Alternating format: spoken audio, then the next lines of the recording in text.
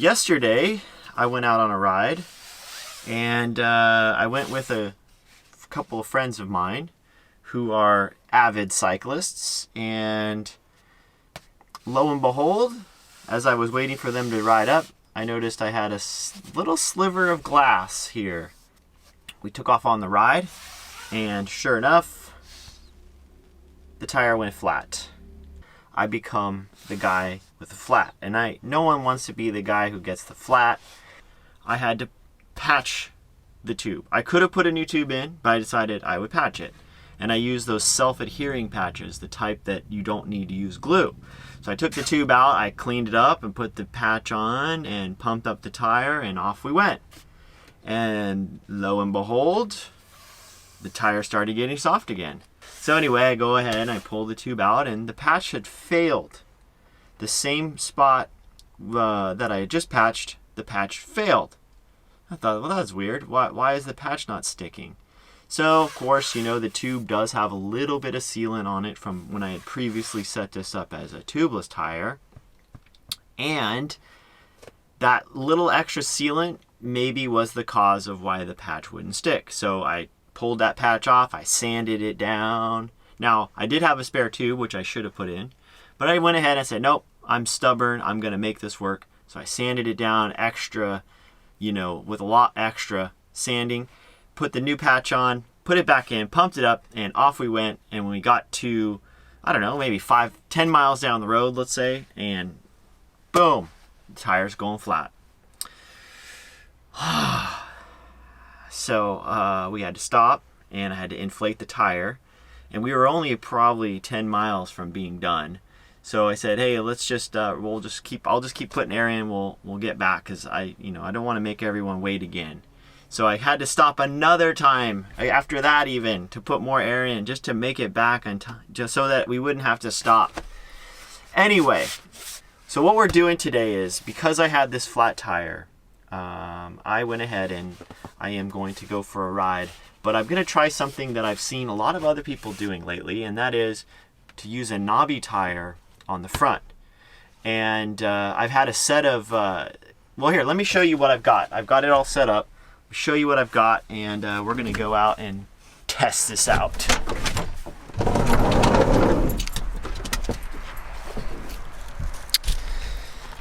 All right, so this is a 650B by 50 millimeter tire, and it has sort of the center ridge kind of on it, and it's got a lot of knobs on the side.